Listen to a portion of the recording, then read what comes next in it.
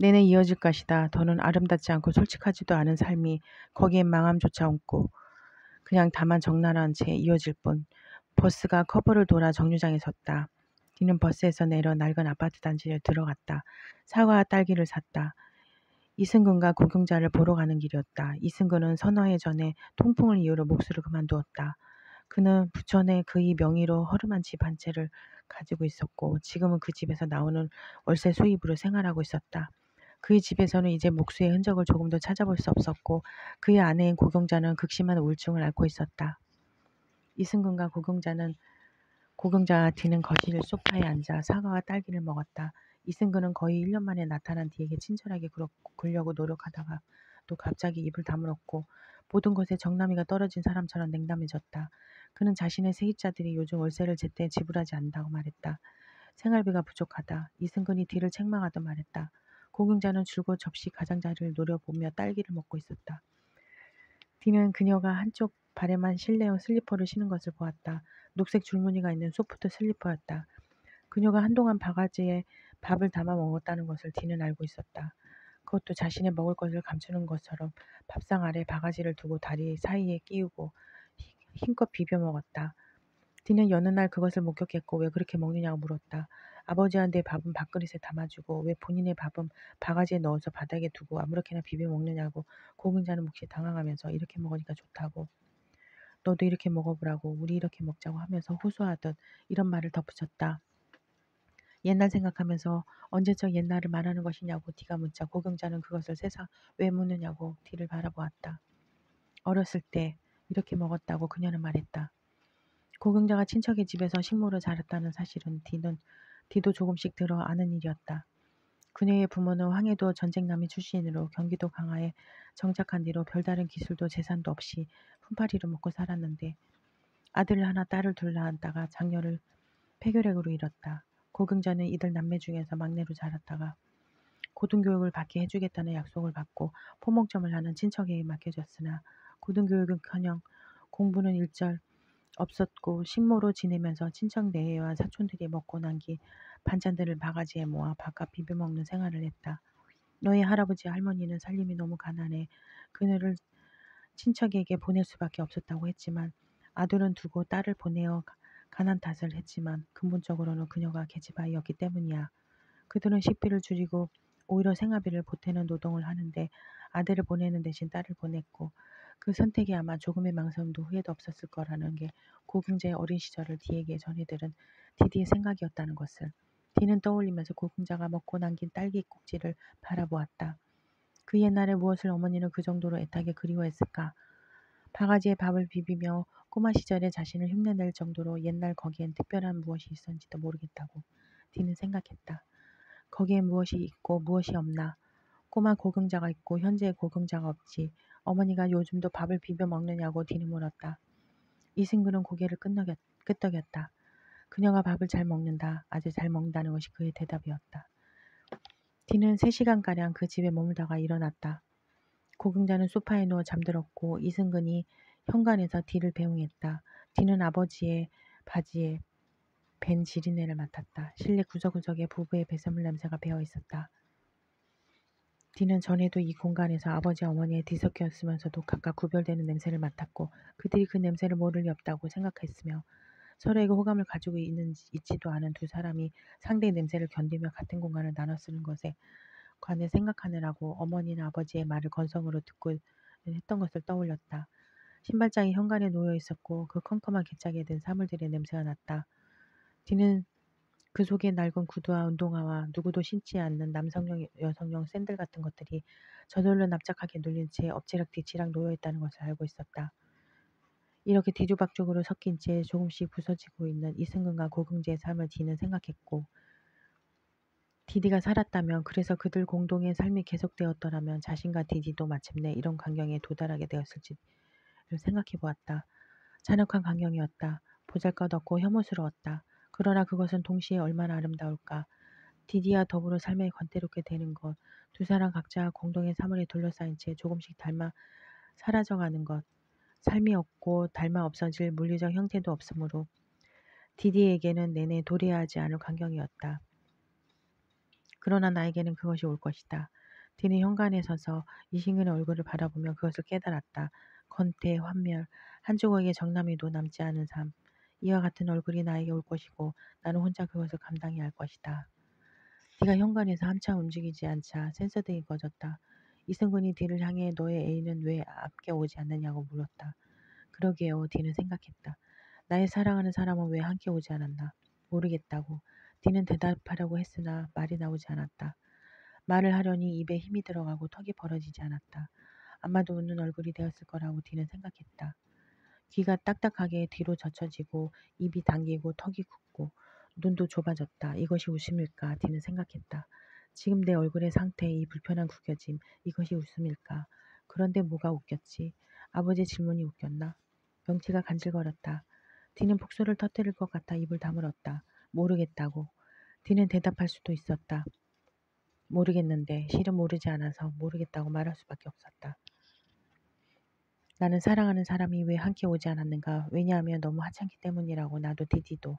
그리고 당신도 우리가 너무 하찮아서 충돌 한 번에 대동댕이 쳐질 수 있기 때문이라고. 5월도 중순을 넘어설 무렵에 상가에서 노인이 죽은 채로 발견되었다는 소문이 돌았고 창고나 빈방이 많아 인적이 드문 꼭대기 2층에 방을 몇 년째 빌려 누구도 모르게 드나들며 생활하던 노인들이었는데 상가를 관리하는 수위에게 발견되어 무용고 시신으로 실려갔다는 소문이었다. 그 노인의 성이 윤씨라는 이야기를 들은 여소녀가 5층 관리실로 찾아가 죽었다는 사람의 이름을 물었으나 그 상가에서 그렇게 죽은 사람은 없고 괜한 소문일 뿐이며 단지 소문인 이야기로 바쁜 사람들을 성가시게 하지 말라는 핀잔을 들었을 뿐이었다. 디가 일을 마치고 수리실로 올라갔을 때 여소녀는 작업대 앞에 놓인 의자를 짓누르듯 앉아 앰프를 들여다보며 생각에 잠겨 있었다. 디는 디디의 음반 중에서 한 장을 골라 턴테이블에 얹었다. 배낭을 바닥에 내리고 의자에 앉았다. 음악을 들었다. 종일 짐을 나르고 계단을 오르내리는데 동원된 근육과 관절들이 툭툭 소리를 내며 늘어졌다. 오전부터 내내 비가 내리고 있었다. 검은 먼지로 덮인 창은 닫혀 있었고 밤이 되도록 그치지 않은 비둘기 때문에 종로 쪽 불빛들이 번져 보였다. 요소녀는 테스터 바늘로 기판의 상태를 확인했다. 탄 것들은 완전히 죽었고 아래쪽에도 흐름이 시원치 않은 콘덴서가 있었다. 더는 생산되지 않은 부품들이었지만 다른 기계에서 떼어낸 비교적 멀쩡한 것을 여소녀가 몇 개 가지고 있었다. 여소녀는 인두를 쥐고 새까맣게 탄 저항들 주변에 납을 녹였다. 죽은 것과 수상한 것을 떼어내고 부품을 새로 붙인 뒤 납땜으로 고정했다. 납 연기가 작업대 위에 자욱하게 고였다. 여소녀는 창을 열었다. 공기가 순식간에 뒤섞였다. 앰프를 뒤집어 바로 하려다가 너무 묵직한 데다 작업대 위에 공간이 애매해 디에게 도움을 구했다. 디가 오디오를 끄고 작업대 앞으로 와서 거들었다. 앰프를 90도로 세웠다가 바로 눕혔고 빼두었던 진공관들을 제자리에 꽂았다. 전원을 켜자 진공관 5개에 연하고 어둑하게 불이 들어왔다. 여소녀는 진공관들이 예열을 마칠 때까지 기다렸다가 라디오 다이얼을 이리저리 돌렸다. 자이언티에 꺼내 먹어요. 전직 개그맨이 20대 남성은 성추행 혐의로 구속되었고 미워하는 마음없이 아낌없이 2명의 환자가 한국에서는 처음으로 중동호흡기 증후군 확진 판정을 받았습니다. 3명의 격리, 일본의 국민 걸그룹 AKB48의 총선거 열풍이 대단하며 강변북로에서 트럭과 택시 추돌사고로 양방향 지체, 어째서 앰프에 전구가 달려있느냐고 디는 물었다. 전구? 진공관은 전구가 아니라고 여소녀는 말했다. 구조가 다르고 역할도 다르다. 전구는 소리하고는 아무런 관련이 없지만 진공관은 소리를 좌우한다고 그는 말했다. 정류와 증폭이라고. 들어봤나? 정류는 산만하게 흩어진 것을 한 방향으로 흐르게 하는 것이고 증폭은 신호의 진폭을 늘리는 것인데 말이야. 이 앰프에서 그걸 하는 게 얘네들이야. 이게 제대로 커져야 이 앰프가 사는 것이고 모든 게 제대로 흐르는 거라고. 여소녀는 날이 종일 그저 몸이 다 구겨진 것 같다며 기지개를 켜고 하품을 했다. 네가 진공관에서 눈을 떼지 못하고 있는 것을 보더니 들어볼 테냐며 다이얼을 조절해 가장 깨끗한 소리가 나오는 채널을 잡았다. 디는 산채로 브람스의 사포의 송가를 들었다. 어떠냐 다르냐 모르겠어요. 들어봐. 다른 것 같기도 하고. 그래. 디는 소리가 좀 다른 것 같다고 대답했다. 다르냐? 다르게 들리냐? 즐거운 기색으로 묻는 여소녀에게 이게 더 좋은 곳이냐고 묻자 그는 바지 주머니에 손을 넣었다. 그건 모르지라고 대답했다. 예전엔 TR이 없었으니까 이런 걸 달았지. 진공관은 다루기 힘들고 깨지기 쉬우니까 실리콘이 발명되고 나온 것이 TR인데 TR을 뭉친 것이 IC고 직접 회로라고도 하지. 그러니까 이 기계는 TR이나 IC가 발명되기 전에 나온 빈티지란 말이야. 지금 세상은 모든 게 빨라서 TRM도 빈티지가 되고 있는 상황이지만 TR에는 진공관에 있는 낭만이 없다고 말하는 사람도 있어. 하지만 힘이 좋다고 TR을 더 좋아하는 사람들도 있고 그 이유로 그걸 싫어하고 이걸 좋아하는 사람도 있지. 어느 쪽이 더 좋다고 말하기는 애매해. 여소녀가 다시 다이얼을 돌렸고 그들은 엘라 피츠제럴드가 부르는 블루문을 들었다. 뒤는 눈을 뗄 수가 없어 진공관을 바라보았다. 너무 쉽게 깨지거나 터질 수 있는 사물, 그 진공을 통과한 소리들에도 잡음이 섞여 있었다. 뒤는 위태로워 보일 정도로 얇은 유리 껍질 속 진공을 들여다보며 수율점 박조배와 머물렀던 공간을 생각했다. 그 진공을 그것은 넓고 어둡고 고요하게 정지해 있었으나 이 작고 사소한 진공은 흐르는 빛과 신호로 채워져 있었다. 뒤는 다시 세종대로 사거리에서 느꼈던 진공을 생각하고 문득 흐름이 사라진 그 공간과 그 너머 거기 머물고 있는 사람들을 생각했다. 그들과 뒤에게는 같은 것이 거의 없었다. 다른 장소, 다른 삶, 다른 죽음을 겪은 사람들. 그들은 애인을 잃었고 나도 애인을 잃었다. 그들이 싸우고 있다는 것을 뒤는 생각했다. 그 사람들은 무엇에 저항하고 있나? 하찮음에. 나의 사랑하는 사람은 왜 함께 오지 않았나? 너의 오디오가 이제 좀 특별해졌느냐고 여소녀는 물었다. 같은 모델이라도 그 기기를 다룬 사람에 따라 소리가 다르다고 여소녀는 말했다. 세상에 그거 한 대뿐이니까 빈티지를 고치려는 사람들은 고친다고 말하지 않는다. 살린다고 말하지. 눅눅한 바람이 수리실 안으로 불어들었다. 비가 들이치자 여소녀는 창을 닫았다. 거무스름한 그을린 유리 밸브 속에 불빛이 있었다. 뒤는 무심코 손을 내밀어 그 투명한 굴을 잡아보았다. 섬뜩한 열을 느끼고 손을 뗐다. 쓰라렸다. 뒤는 놀라 진공관을 바라보았다. 이미 손을 뗐는데도 그 얇고 뜨거운 유리막이 달라붙어 있는 듯했다. 통증은 피부를 뚫고 들어온 기사처럼 가시처럼 집요하게 남아있었다. 우습게 보지 말라고 여소녀가 말했다. 그것이 무척 뜨거우니 조심을 하라고.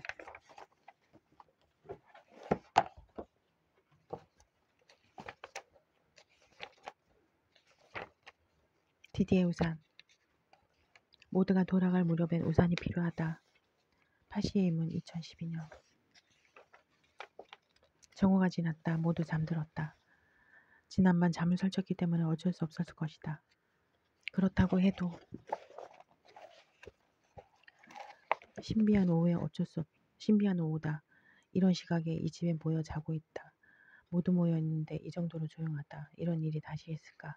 컵과 접시를 치우고 식탁을 닦는다.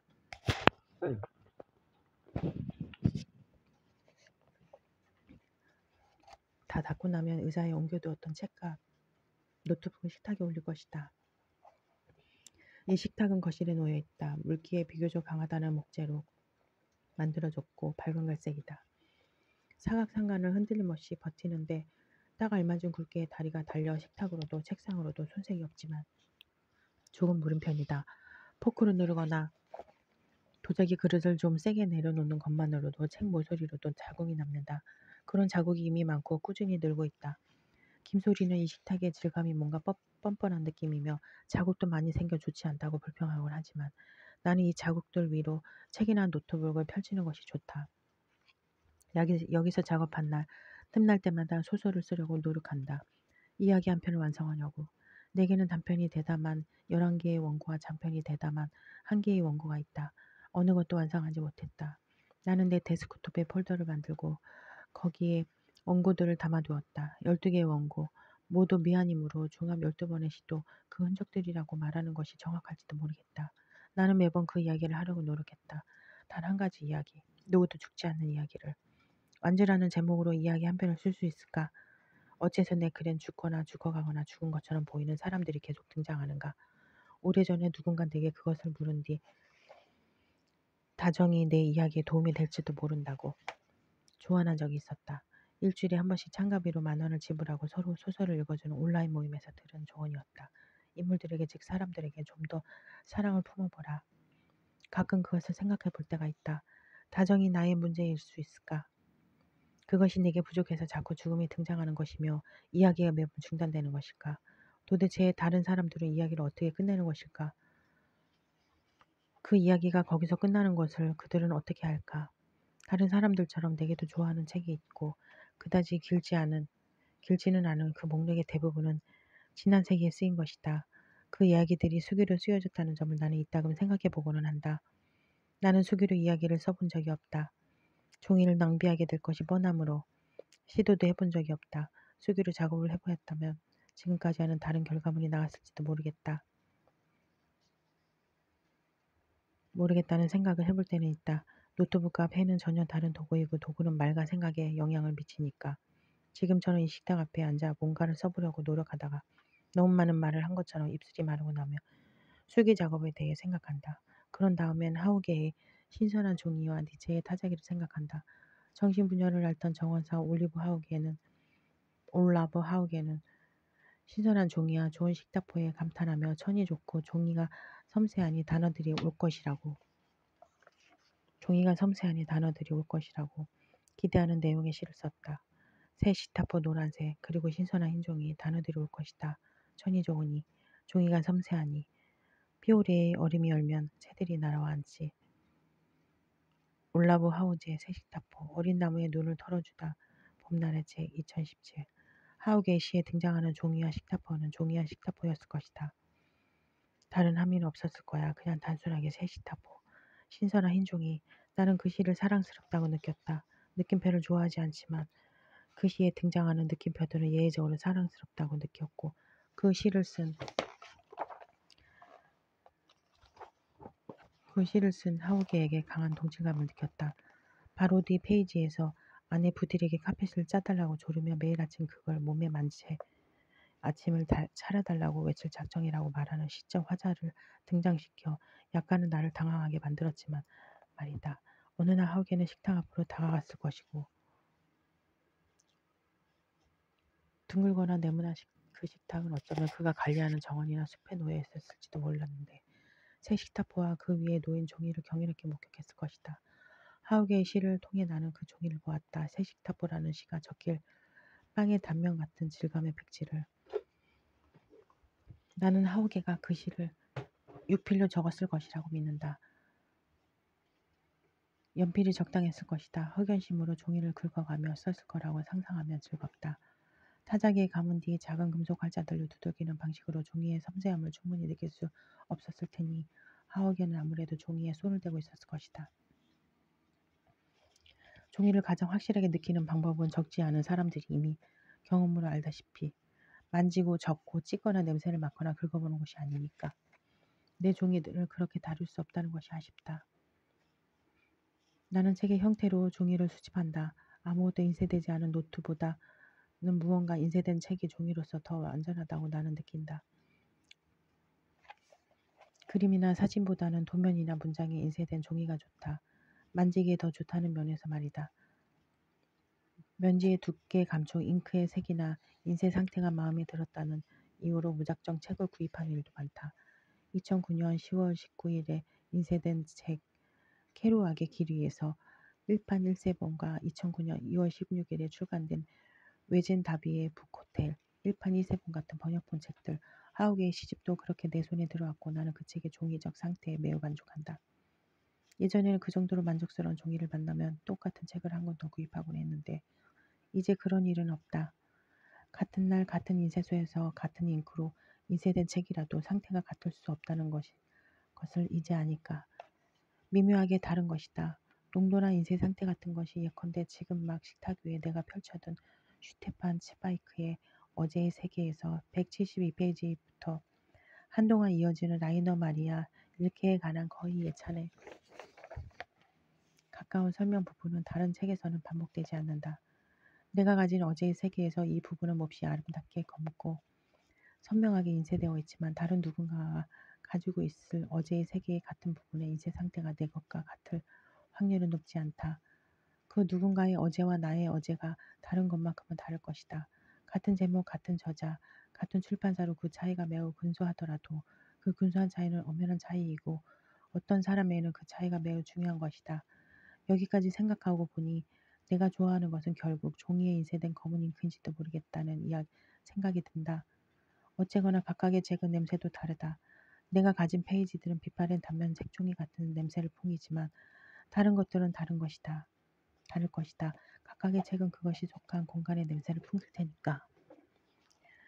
1881년 시력장애로 고통을 겪던 니체는 덴마크의 몰링한 센 타자기를 구입했고 그 사물 덕분에 새로운 방식으로 집필 활동을 이어갈 수 있었다. 타자기로 글을 쓰는 것은 손으로 펜을 쥐고 필압을 조절해가며 종이에 글씨를 쓰는 것과는 다른 경험이었을 것이다.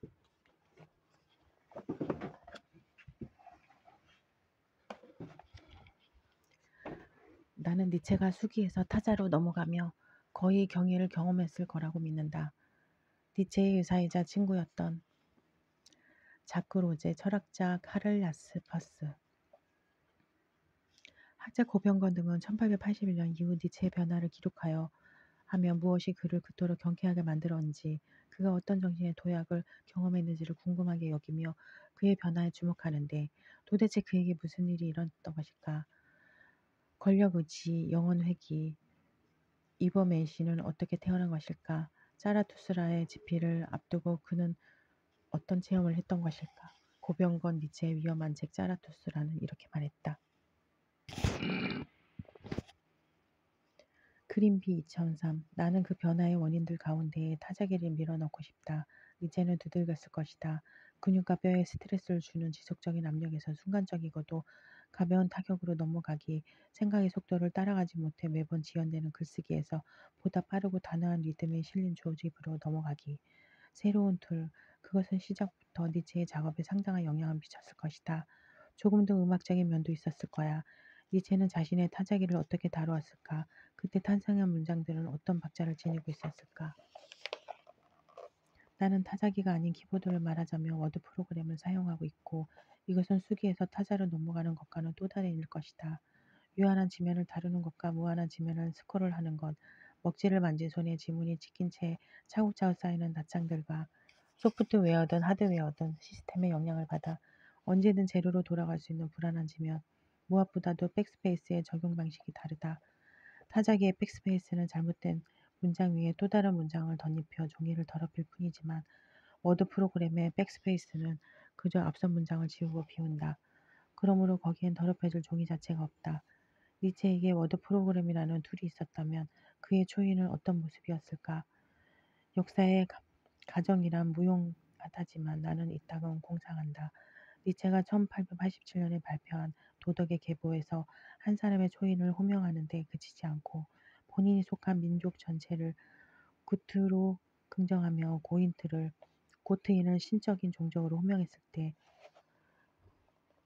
그 문장의 미래에 절명 수용서가 등장할 것을 예상했다만 니체는 그 문장들을 어떻게 했을까? 언어를 간섭적으로 읽는 인간, 읽고 싶은 대로만 읽는 인간, 그가 바라는 완벽한 독자와는 거리가 있는 인간들에게 침을 뱉으며 그것을 지웠을까? 지우고 비운 뒤 새롭게 썼을까? 미래를 상상하는데 이미 능숙한 사람이었으니 그에게 워드 프로그램이라는 툴이 있었다면 그만하자. 13번째 이야기를 시작하고 싶다. 그것을 완성할 수 있을까? 그러려면 무엇이 필요할까? 다정. 그것이 내게 좋은 툴이 될 수 있을까? 툴을 진 인간은 툴의 방식으로 말하고 생각한다고 내게 말한 사람이 누구였는지 기억이 나지 않는다. 툴을 진 인간은 툴의 방식으로 말하고 생각한다. 돈, 언어, 스마트폰, 미술 교육학을 전공한 내 친구 아이는 더 레프트와 막스와 지적에 열렬한 독자였지만 30대 중반의 노동자의 세상에서 불로소득으로 꿈 이상을 전향하고 객체자 방식으로 허름한 다가구 빌라를 사들였다. 그 빌라의 모든 것이 너무도 허름해 터져나가기 직전이었기 때문에 와인은 수리를 요구하는 세입자의 연락을 받게 될까봐 늘 이마를 찌푸리고 있었다. 한 번은 2층으로 이사온 젊은 커플이 들어온 지 3개월 만에 21년 뒤 귀뚜라미 보일러를 고장냈다고 분통을 터뜨린 적이 있었다. 대체 보일러를 뭘 했길래 20년 넘게 멀쩡하게 돌아가던 것을 꼭대기층에서 반지하까지 내벽을 따라 물이 새는 바람에 반지하에 새들어 살던 화가의 그림 3점 값을 물어낸 적도 있었는데 화가가 그림값을 요구하자 Y는 그 방문해 그림을 살핀 뒤 액자만 바꾸면 되겠다고 판단하고 직접 화방을 방문해 비슷해 보이는 액자를 사서 그림을 끼워 넣었다. Y가 보기에 그림들은 이제 멀쩡했지만 화가가 타협하지 않아 결국 보상금을 줄 수밖에 없었다. 나중에 보니 그 금액이 정확히 부동산 중개료와 이사 비용을 더한 값이더라며 Y는 요즘 세입자들에게 치를 떨었다. Y가 가장 억울해한 부분은 어차피 팔리지도 않을 그림을 이라는 점이었다. 자신의 분노에 내가 공감하고 동참하기를 바라듯 Y는 나를 보았으나 나는 그냥 이런 생각을 하느라고 멍하니 Y를 보고 있었다. 툴을 진 인간은 툴의 방식으로 그만하자. 이제 조금 있으면 모두를 깨워야 한다. 서수경과 김소리와 정진원, 오늘은 이미 시작되었고 오후엔 각자 할 일들이 있다. 하지만 아직은 그들을 깨우고 싶지 않다. 식탁에 책을 펼쳐두고 손으로 턱을 괸 채 거실창을 본다. 저 창은 홀겹이라서 난방이나 냉방에 별 보탬이 되지 않는다. 오래되어 탁해진 유리 2장이 녹슨 창틀에 끼워져 있는데 저 유리들은 10여 년 전 이 건물이 건축되었을 때 창틀에 끼워진 뒤로 저 틀에서 벗어난 적이 없을 것이다. 방틀은 짙은 보라색이다. 건축적 신미에 관해 나는 아는 바가 거의 없지만 저 보라색이 이 건물의 어느 측면에도 어울리지 않는다는 것쯤은 알 수 있다. 누가 저런 보라색을 선택했을까? 창밖에선 두 그루의 나무 덕분에 저 창으로는 건너편 집들이 잘 보이지 않고 그 점은 좋다. 나는 남의 집 창을 통해 보이는 것들을 보고 싶지 않으니까. 대개는 베란다에 쌓아둔 물건들인데 그 집에 사는 사람들이 그 자리에 두고 잊어버린 사물이나 너무 지저분하다는 이유로 생활하는 공간에서 멀찍이 치워둔 사물, 그런 것들이 창을 통해 반투명하거나 완전히 투명하게 보이는 것을 보면 어떤 상식의 풍경을 자꾸 생각하게 되고 그런 것을 생각하기가 나는 싫다. 저 창으로는 그런 것 대신 나무가 보인다. 아직 잎이 돋지 않은 가느다란 가지 위로 방금 새 한 마리가 날아갔다. 오늘은 어떻게 기억될까? 정진호는 너무 어려서 오늘을 기억하지 못할 것이다. 5살이니 어쩌면 조각난 인상 정도로는 기억할지도 모르겠다. 빵과 달걀부침과 자꾸 우는 엄마와 어른들의 침묵.